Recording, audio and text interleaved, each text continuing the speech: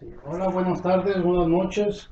Pues aquí estamos ya continuando con este estudio que tenemos todos los miércoles y dando un seguimiento al libro de Jueces, capítulo 8. Hoy nos toca ver este capítulo y pues démosles continuidad a este estudio.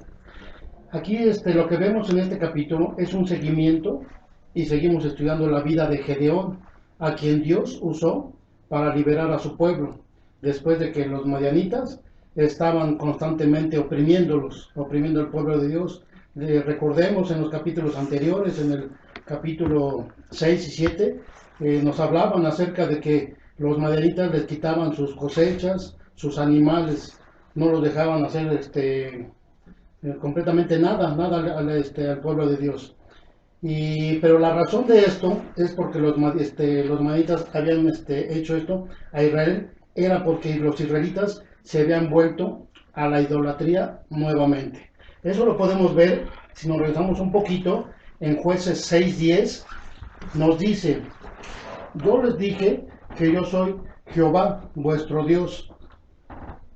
No temas a los dioses de los amorreos cuya tierra habitas, pero no habéis obedecido a mi voz. Entonces aquí lo primero que vemos es que los madianitas estaban sobre el pueblo de Dios porque Dios así se los había permitido. Y la razón era porque el pueblo de Dios se había vuelto nuevamente a la idolatría, no obedeciendo la palabra de Dios.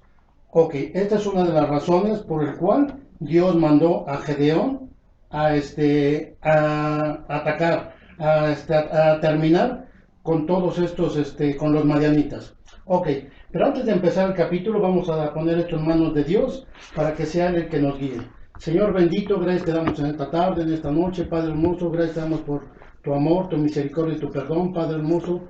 Gracias te damos por la oportunidad que tú nos das, Padre hermoso, de poder escuchar tu palabra, Padre hermoso. Padre bendito, yo en lo personal pongo este tiempo en tus manos, Padre hermoso. Yo únicamente te pido, Padre hermoso, que me utilices, Padre hermoso, como un siervo. No quiero decir absolutamente nada en mis fuerzas, Padre hermoso, porque seguramente me voy a equivocar. Pero si no hacemos otra cosa, Padre bendito, más que invocar tu santo nombre, Padre hermoso, esto va a ser de una enorme edificación para cada uno de los que estamos escuchando esta clase, Padre bendito. Todo eso te lo pedimos en el nombre de tu Hijo amado Jesús, bendito Dios. Amén. Ok, entonces comentábamos que Dios había escogido a Gedeón para liberar a su pueblo de los de Madián. De hecho, la clase pasada nos hablaban en el capítulo 7 acerca de que Dios manda a Gedeón a que destruyera las estatuas, la idolatría en la que estaba el pueblo de Dios en el pueblo de Dios, por órdenes de Dios. Gedeón destruye estas estatuas, toda la idolatría que había ahí. ¿Ok? Entonces vemos ahorita en este capítulo cómo es que Dios manda a Gedeón a que siga con este trabajo por el cual Dios lo levantó.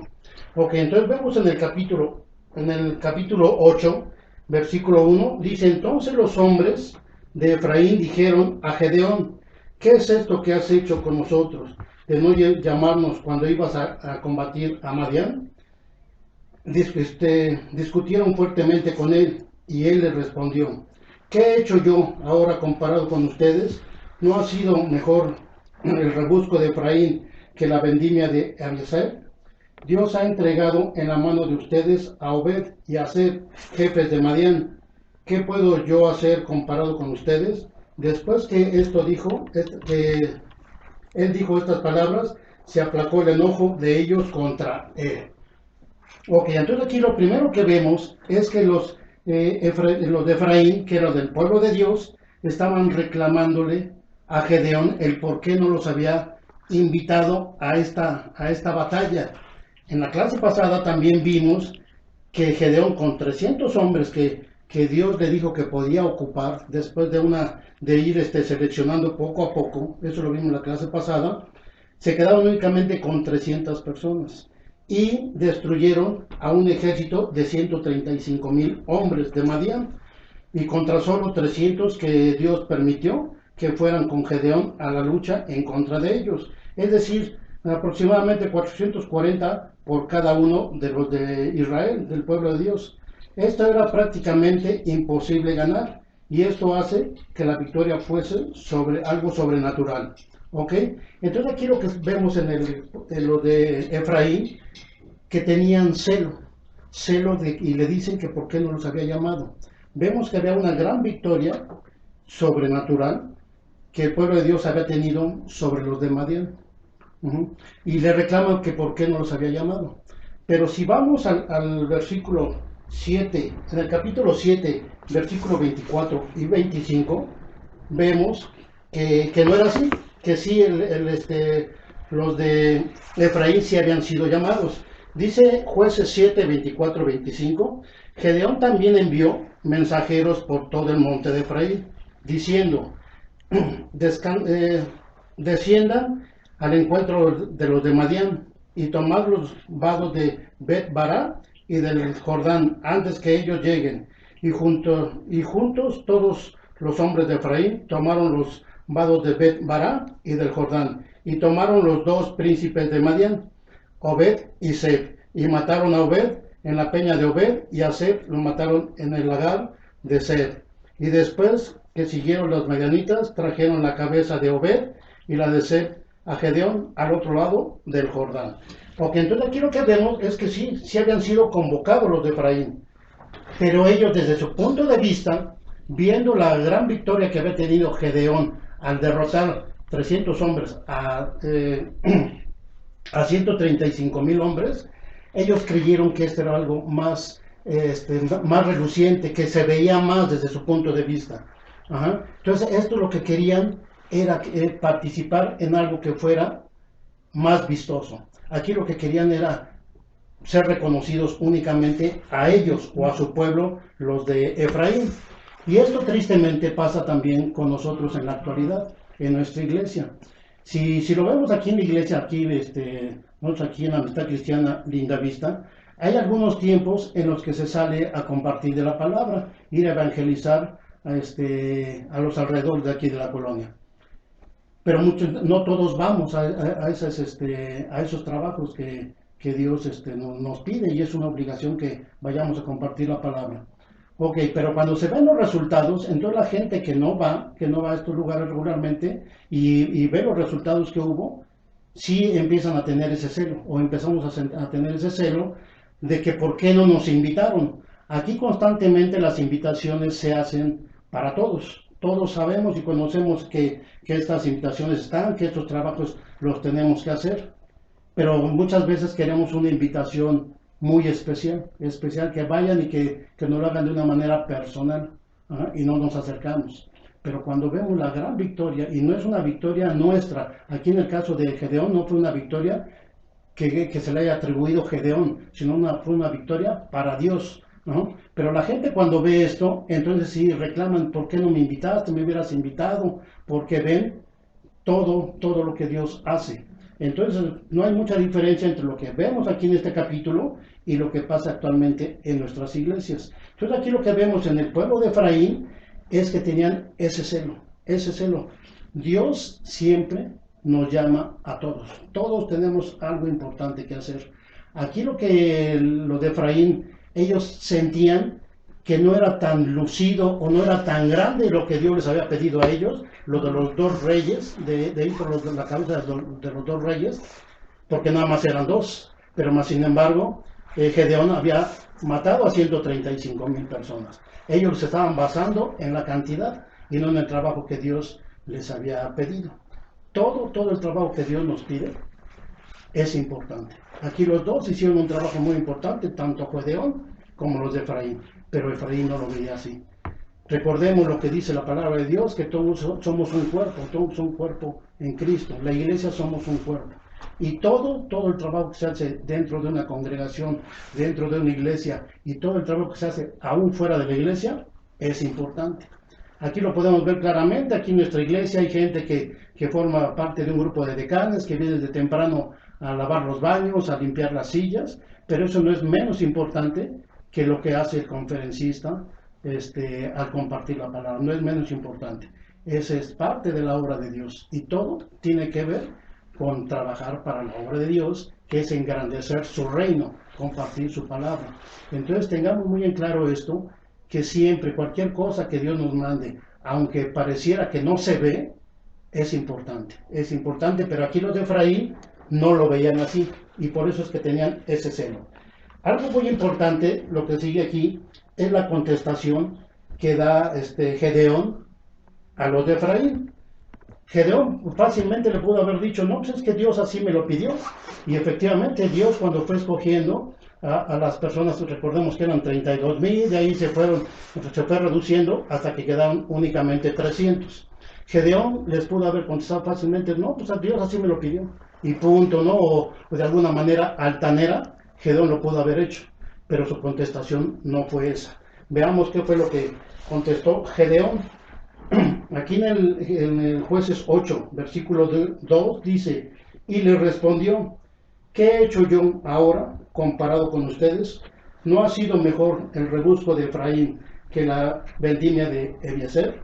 Dios ha entregado en la mano de ustedes a Obed y a Seb, jefes de Madián. ¿Qué pude hacer comparado con ustedes? Después que él dijo estas palabras, se aplacó el enojo de ellos contra él. O sea, después de que Gedeón les habló de esta manera, vemos que los de Efraín dice que se aplacó. Cuando les hizo ver que era más importante. O sea, Gedeón mató a 135,000, pero eran soldados. Los dos cabezas de los reyes eran quien movían a esos soldados. Entonces les hace ver la importancia de acabar con quien mueve a todos esos soldados. Entonces dice aquí que que se aplacó, que su ira se aplacó. Entonces aquí vemos cuál era el objetivo de ellos. Ellos lo que querían era reconocimiento. Los de Efraín querían reconocimiento. Cuando Gedeón les hace ver que era más importante lo que ellos estaban haciendo, entonces se aplacaron y dijeron, no, pues sí tiene razón, es más importante lo que nosotros hacemos que lo que entonces estamos de acuerdo. Pero aquí lo importante es la manera como contestó Gedeón. Y eso va para nosotros también, eso va también para nosotros. Porque tenemos que, si nos decimos ser hijos de Dios, tenemos que siempre contestar de esta manera. Tenemos que tener mucho cuidado con lo que hablamos regularmente. Vamos a ver algunos versículos que nos hablan acerca de tener esta templanza, este dominio propio, esta madurez espiritual al momento de hablar. Proverbios 15, 1 y 2 dice, la blanda respuesta quita la ira, mas la palabra áspera hace subir el furor. La lengua de los sabios adornará la sabiduría, mas la boca de los necios hablará sandeces. Entonces aquí vemos claramente que como dice, la blanda respuesta quita la ira. Si Gedeón les hubiera contestado de una manera con enojo, pues esto se hubiera convertido en otra guerra, aunque fuera verbal, entre los de Efraín con Gedeón. Proverbios 16, 24 dice, panal de miel son los dichos suaves, suavidad de alma y medicina para los huesos. Panal de miel son los dichos suaves. Tenemos que tener mucho cuidado con lo que decimos, que sepan como a miel. Proverbios 25, 11 dice, manzana de oro con figuras de plata, es la palabra dicha como conviene. Manzana de oro con figuras de plata, es la palabra dicha como conviene. Ok, eso nos lo dice. Tenemos que tener mucho cuidado con lo que hablamos. ¿Para qué? Para no provocar todavía más ira con la persona que estamos platicando. Aquí sabemos que era un reclamo, estamos viendo que era un reclamo por parte de los de Efraín a Gedeón, pero Gedeón con una madurez espiritual, con sabiduría, con templanza, con dominio propio, supo contestar, y dice aquí que se calmó, que apaciguó el enojo de los de Efraín. Ok, en Efesios 4, 29 al 32 nos dice, ninguna palabra corrompida salga de su boca, sino la que sea buena para la necesaria edificación. O sea, todo lo que yo hable tiene que ser como un hijo de Dios, tiene que ser para una edificación ¿para qué? Recordemos que el objetivo de que nosotros estemos aquí, que ya hemos llegado a los pies de Cristo, que estemos trabajando para la obra de Dios, es para engrandecer el reino de Dios. Para tanta gente que no conoce la palabra de Dios. Pero si yo me pongo a platicar o a discutir con una persona, ya sea de la iglesia, ya sea que sea cristiana, o que no sea, que no conozca a Dios todavía porque no tiene una relación con Él, y si yo me pongo a discutir, difícilmente voy a poder engrandecer el reino de Dios. Difícilmente esta persona querrá acercarse a las cosas de Dios. Entonces dice aquí nuevamente, ninguna palabra corrompida salga de vuestra boca, sino lo que sea bueno para la necesaria edificación, a fin de dar gracias a los oyentes, y no contristes al Espíritu Santo de Dios, con el cual fuiste sellado para el día de la redención. Dice el versículo 31, quítense de ustedes toda amargura, enojo, ira, gritería, maledicencia y toda malicia. Antes sean benignos unos con otros, misericordiosos, perdónense unos a los otros, como Dios también los perdonó a vosotros en Cristo. ¿Ok? Entonces eso es muy importante, saber qué es lo que vamos a contestar. Yo no podría decir que siempre estoy de buenas porque no es cierto, mentiría. Pero si yo me estoy diciendo ser un hijo de Dios, me tengo que comportar como tal. Tengo que poner mi tiempo, en todo momento, mi tiempo en manos de Dios. Así como dice, tengo que quitarme la amargura, el enojo, la ira, la gritería. Aquí Gedeón pudo haberle gritado a los de Efraín, contestándoles de otra manera, pero vemos cómo tuvo templanza, tuvo los frutos que da el Espíritu Santo, templanza y dominio propio. Pero ahora vamos a ver otra parte, cuando yo no tengo todo esto y nada más quiero aparentar ser un hijo de Dios, pero en verdad no lo soy, porque no tengo este dominio propio. Nos dice aquí en Mateo 12:34, dice, generación de víboras, ¿cómo puedes hablar lo bueno siendo malo? Porque de la abundancia del corazón habla la boca. Yo puedo decir que soy un hijo de Dios y puede ser que aquí adentro de la congregación me comporte como tal, pero allá afuera, o es más, dentro de la misma congregación, hacer todo lo contrario. Entonces aquí me dice Jesucristo, generación de víboras, ¿cómo pueden hacer lo bueno siendo malos? O sea, yo siempre voy a sacar, al final de cuentas, lo que tenga en mi corazón.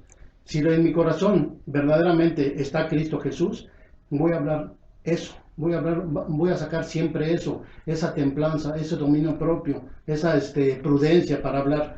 Pero si no, voy a sacar lo malo que tengo, lo que verdaderamente tengo en mi corazón. Entonces también aquí nos vemos como claramente nos dice Jesucristo, generación de víboras. No podemos, o sea, de mi boca no puede salir, dice la palabra, no puede salir agua dulce y agua salada. Con esa misma boca que yo puedo estar en la tarde, una tarde de alabanza, o aquí a la hora de la alabanza, aquí en la congregación, con esa misma boca que estoy alabando a Dios, no puedo estar maldiciendo a un hermano o a una persona. O sea, no puede salir de la misma boca agua dulce y agua salada. Entonces vemos que aquí Gedeón fue muy prudente al contestarle a los de Efraín. Romanos 14:19 dice, así que sigamos lo que contribuye a la paz y a la mutua edificación. Toda la palabra de Dios es para edificarnos, para llegar a la presencia de Dios. Recordemos que lo que estamos haciendo aquí es una santificación, es un proceso que tenemos que tener absolutamente todos los que decimos ser hijos de Dios para llegar a su presencia. Es un proceso de santificación, para una edificación, para lo que Cristo nos ha llamado. ¿Ok? Y luego aquí en el versículo 4 dice, Gedeón llegó para cruzar el Jordán, y él y los 300 hombres que traían consigo, cansados, pero todavía persiguiendo. Hasta ahí vamos a dejar. Dice cansados, pero persiguiendo. ¿Qué vemos aquí en esta parte de aquí? Algo bien importante. Lo primero que vemos es la perseverancia. Lo que yo tengo que hacer es perseverar. Eso es algo muy importante para todos los que estamos aquí en Cristo. Tal vez muchos ya estamos cansados. ¿Cansados de qué? Pues de tantos problemas. Yo no puedo decir que cuando llegué a los pies de Cristo mis problemas acabaron. No, aún sigo teniendo problemas. Pero yo ahora sé que si los enfrento con Dios de mi lado, con Cristo de mi lado, los voy a vencer. pero más sin embargo llega un momento que sí me canso, que sí nos cansamos. Y todos puede ser que ya esté cansado de tantos problemas, de tantas dificultades, de tantas cosas que vivimos constantemente aquí en esta tierra. Nos cansamos, por supuesto. Jesucristo en ningún momento nos ha engañado, en ningún momento nos ha dicho que esto es fácil. Dice que tenemos que perseverar, nos ha dicho que esto es para valientes, dice esfuérzate y sé valiente.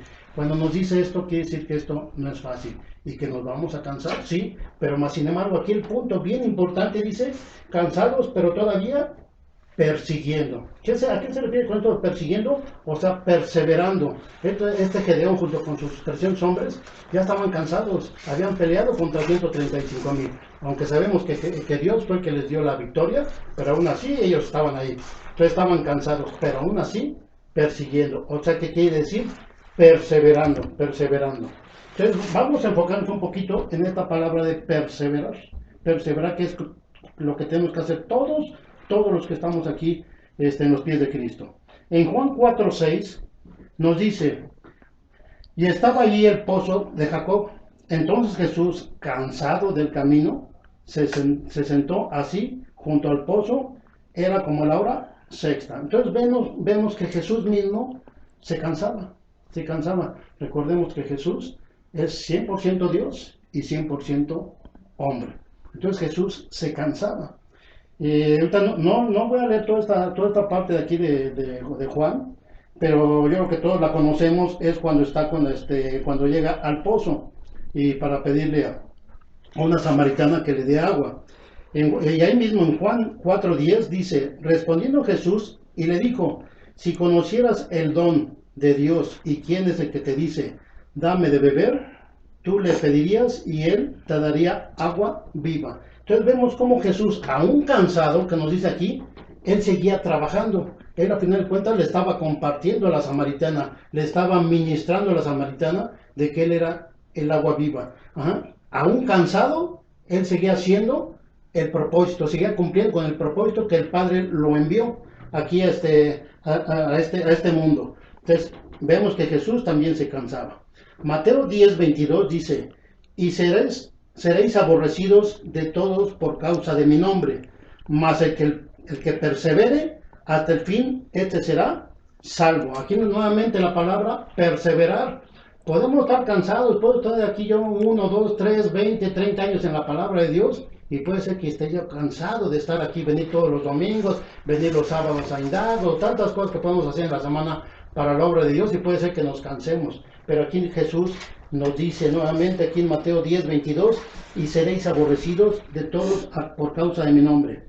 Mas el que persevere hasta el fin, este será salvo. Yo no me puedo quedar a medio camino. Si me quedo a medio camino, pues no voy a ser salvo. No voy a llegar a la presencia de Dios. Y les vuelvo a repetir, así tenga 20 años. Y si de repente me tomo un descanso porque ya estoy cansado y no persevero y no continúo, dice aquí, y no persigo ¿cuál? ¿Qué tengo que perseguir? El objetivo que es mi salvación. Pero ¿qué dice aquí Jesús? Que tengo que perseverar hasta el fin para ser salvo. Hechos 2:42 dice, y perseveraban en la doctrina de los apóstoles, en la comunión unos con otros, en el partimiento del pan y de las oraciones. Y perseveraban en la doctrina de los apóstoles. Es algo bien importante perseverar, pero tenemos que saber en qué tenemos que perseverar. En la doctrina de los apóstoles. Recordemos que Jesús mismo fue quien preparó a sus 12 apóstoles. Ellos son los que tienen la palabra que Jesús les enseñó. Y eso lo podemos ver en la palabra de Dios. En la Biblia lo tenemos. ¿Cuál es esa doctrina? Entonces aquí nos está diciendo que tenemos que perseverar. ¿Pero en qué? Pero en la doctrina de los apóstoles. Porque podemos encontrar muchas doctrinas mundanas, humanistas, que nos pueden llevar a otra cosa, menos a la salvación, que es a la que tenemos que perseverar para llegar. Entonces, bien importante llegar a esto, o sea, estar sobre la doctrina de los apóstoles. En pocas palabras, en una sana doctrina. No tenemos que estar viendo ninguna otra cosa que no esté en la palabra de Dios. Ok, veamos una definición de lo que es perseverar. Perseverar significa mantenerse firme y constante en una manera de ser o de obrar.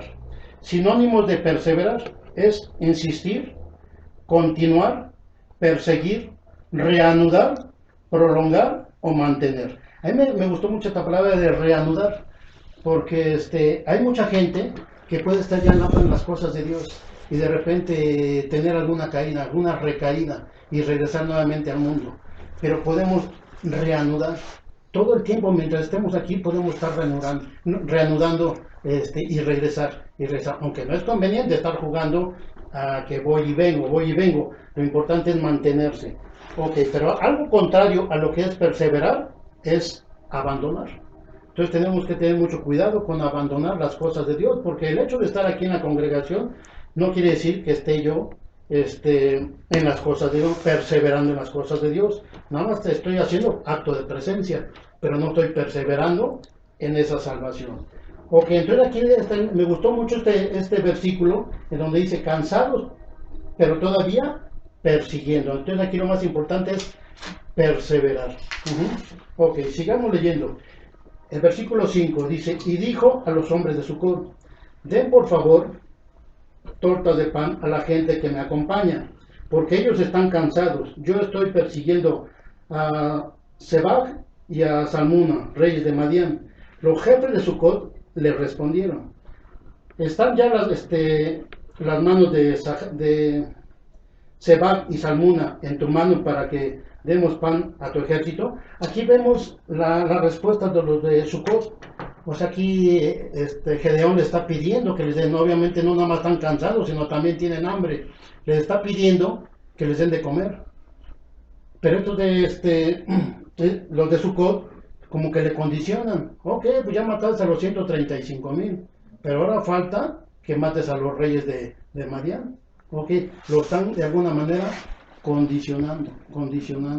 Y ahí, pues ahora sí que siendo parte del pueblo de Dios, pues para nada fue grato a los ojos de Dios que les hayan negado este alimento a los soldados del ejército de Dios.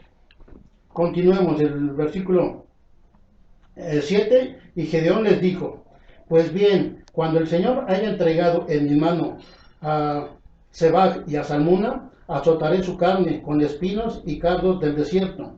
De ahí subió a Peniel y les dijo las mismas palabras, pero los de Peniel le respondieron, como le habían respondido a los de Sucot, y él habló también a los de Peniel diciendo,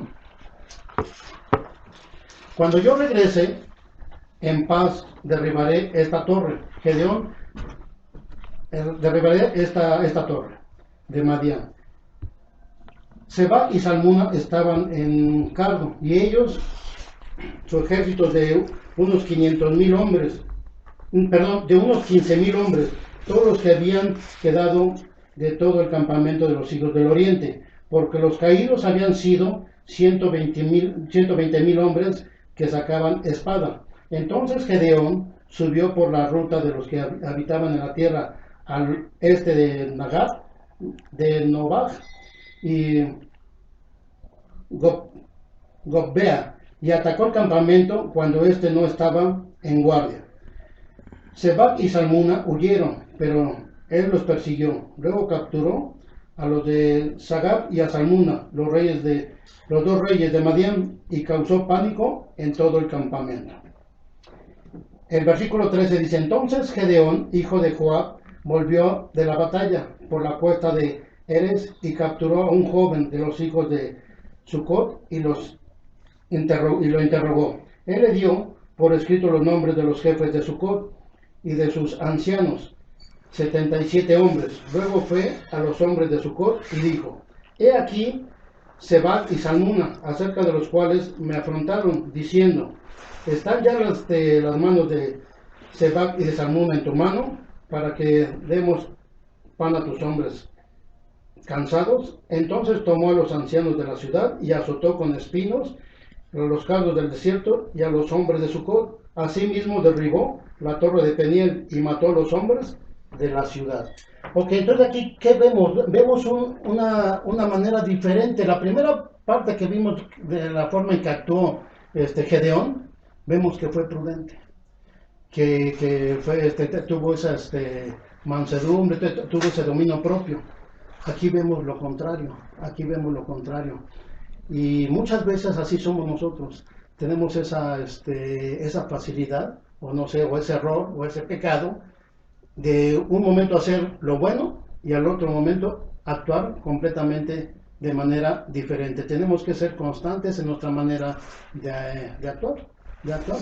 Al final de cuentas no le dieron de comer y ahí seguía él, seguía con sus hombres, regresó con la cabeza de los reyes, pero seguían vivos, seguían vivos.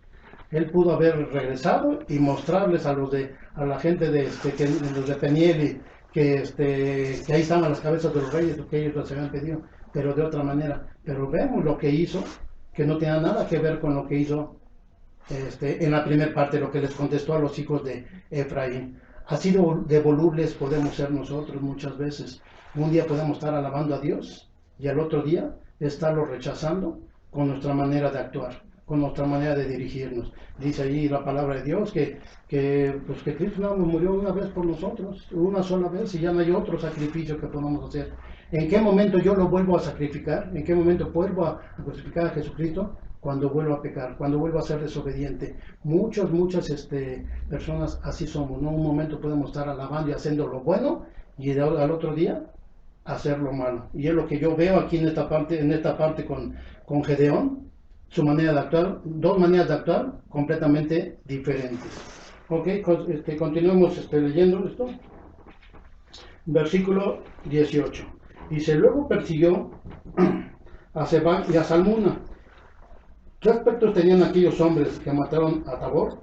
Ellos respondieron, como tú, así eran ellos, cada uno parecía ser hijo de rey. Y dijo, eran mis hermanos, hijos de mi madre. Vive el Señor, que si les hubieras perdonado la vida, yo no los mataría. Entonces dijo a Jeter, su primogénito, levántate y mátalos. Pero el joven no desenvainó su espada, porque tenía temor, pues todavía era un muchacho. Entonces Sebá y Salmuna dijeron, levántate tú y mátanos, porque como es el hombre, así es su valentía. Entonces se levantó Gedeón y mató a Sebá y a Salmuna, y tomó las lunetas de sus camellos, que sus camellos traían al cuello. Versículo 22. Los israelitas dijeron a Gedeón, gobiérnanos tanto tú como tu hijo y tu nieto, pues nos has librado de la mano de Madián. Versículo 23. Pero Gedeón les respondió, yo no los gobernaré a ustedes, ni tampoco los gobernará mi hijo. El Señor los gobernará. Aquí vemos algo muy importante. Vemos cómo los israelitas del pueblo de Dios, cuando vio que Gedeón pudo tener esta victoria, le decían que que Gedeón los había librado. Dice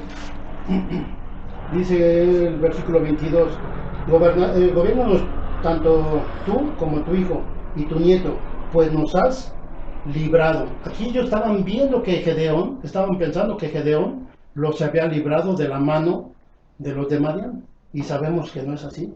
Sabemos que no es así, que quien ganó la victoria fue Dios. En el capítulo anterior que nos dio Sarita, vimos cómo les decía, ¿no? Que porque si iban los 32,000, seguramente la victoria se le iban a atribuir para ellos mismos. Dios siempre quiere que reconozcamos, que veamos en Él el poder que tiene Él para rescatarnos, para liberarnos de todo lo que tenemos que ser liberados. Entonces aquí Gedeón le contesta nuevamente sabiamente. Dice en el versículo 32, pero Gedeón le respondió, yo no los gobernaré a ustedes, ni tampoco los gobernará mi hijo. El Señor los gobernará. Sabiamente les contesta. Si vamos a Juan 8:31 al 36, al libro de Juan 8:31 al 36, dice como título, la verdad los hará libres. Dice aquí, dijo entonces Jesús a los judíos que habían creído en él, si ustedes permanecieran en mi palabra, seráis verdaderamente mis discípulos y conocerás la verdad, y la verdad los hará libres. Entonces aquí estamos viendo quién es el que nos hace libres, la palabra de Dios, Jesucristo. Jesucristo es la verdad. Ajá. Entonces es el único que nos va a librar. Ajá. Dice, la verdad nos hará libres. Versículo 33. Le respondieron, linaje de Abraham somos, y jamás hemos sido esclavos de nadie. Como dices tú, ¿serán libres? Jesús les respondió en el 34. Jesús les respondió, de cierto les digo, que todo aquel que hace pecado, esclavo es del pecado. Y el esclavo no queda en la casa para siempre. El Hijo sí queda para siempre. Así que, si el Hijo los liberara, seréis verdaderamente libres. Aquí vemos tres cosas importantes. Ok, la primera dice, permanecer en su palabra. El segundo punto importante, conocerás la verdad y la verdad los hará libres. Entonces las tres cosas importantes, permanecer, conocer y saber y reconocer que Jesucristo es la verdad. Ok, vayamos a la última parte. Es muy importante, no quiero terminar esto sin ver esta parte. Dice en el versículo 33 del capítulo 8, dice, aconteció que cuando murió Gedeón, los hijos de Israel volvieron a prostituirse tras los Baales y adoptaron por Dios a Baal-Berit. Los hijos de Israel no se acordaron del Señor, su Dios, que los había liberado. Dice entonces aquí que tomamos otra vez dioses, a Baal-Berit. ¿Quién es Baal-Berit? Si vamos y vemos quién es este tal Baal-Berit, vemos que es el Señor del pacto. Es el Señor del pacto. No tenemos que tener mucho cuidado con quién hacemos pactos. Podemos tener mucha comodidad. Sabemos que Dios, Él sí nos va a confrontar. Él sí va a ponerle el dedo sobre la llaga cuando estamos mal. ¿Ah? Cualquier otro Dios con el que yo haga pacto, jamás voy a tener ningún reclamo, ninguna respuesta por parte de él. Dios sí. Ajá. Entonces tenemos que tener mucho cuidado con quién hago yo un pacto. Ajá. Nosotros ya tenemos un pacto desde siempre. Génesis 9:9 dice, he aquí que yo establezco mi pacto con ustedes y con vuestros descendientes después de ustedes. Isaías 55:3 dice, inclinad vuestro oído y vengan a mí, oíd y vivirá vuestra alma, y haré con ustedes pacto eterno, la misericordia firme a David. Entonces aquí vemos que tenemos un pacto eterno. ¿Con quién? Con Dios mismo. Pero ahora veamos, eso es en el Antiguo Testamento. En el Nuevo Testamento este pacto continúa. Tenemos un nuevo pacto. Mateo 26:28 dice, porque esta es mi sangre del nuevo pacto, que por muchos es derramada para remisión de pecados. Vemos cómo tenemos nuevamente ahora con Jesucristo un nuevo pacto. Hebreos 13:20 dice, y el Dios de paz que resucitó de los muertos a nuestro Señor Jesucristo, el gran pastor de las ovejas, por la sangre del pacto eterno. Ok, pero veamos cómo desde la antigüedad habían todos estos errores que se cometían. En Éxodo 32, del 1 al 5 dice, viendo el pueblo que Moisés tardaba en descender del monte, se acercaron entonces a Aarón y le dijeron, levántate, haznos dioses que vayan delante de nosotros, porque a este Moisés, el varón que nos sacó de la tierra de Egipto, no sabemos qué le haya acontecido. Y Aarón les dijo, apartad los arcillos de oro que estén en las orejas de vuestras mujeres, de vuestros hijos y de vuestras hijas, y traerlos. Entonces todo el pueblo apartó los arcillos de oro que tenían en sus orejas y los trajeron a Aarón. Y él los tomó de las manos de ellos y les dio forma con buril, e hizo de ellos un becerro de fundición. Así de fácil, que la vista estaba puesta en Moisés. Cuando no lo vieron, ¿qué hicieron? Se hicieron un Dios, se hicieron un nuevo pacto. Así de fácil nos podemos desviar. En 2 Corintios del 11, del 3 al 5 dice, porque estos son los falsos apóstoles, obreros fraudulentos que se disfrazan como apóstoles de Cristo. Y no es maravilla, porque el mismo Satanás se disfraza como ángel de luz. Así que no les extrañe si también sus ministros se disfrazan como ministros de justicia, cuyo fin será conforme a sus obras. Primera de Timoteo 4:1 dice, pero el Espíritu dice claramente que en los postreros tiempos algunos apostatarán de la fe, escuchando a espíritus engañadores y doctrinas de demonios. Entonces con esto les queremos decir, tenemos que tener mucho cuidado con quién hacemos pacto. Aquí el pueblo de Dios se apartó de Dios al final de cuentas. ¿Por qué? Porque hicieron un pacto con un Dios que no era nuestro Dios, un Dios vivo. Ajá. Entonces tenemos que tener mucho cuidado con quién hacemos pacto. Bueno, pues yo doy por terminada mi clase por el día de hoy y vamos a terminar haciendo una oración. Bendito Dios, gracias te damos, Padre hermoso, porque tú eres bueno. Gracias te damos porque tú hablaste a nosotros, a cada uno de los que estamos aquí presentes, a cada uno de los que estamos escuchando esta clase, Padre bendito.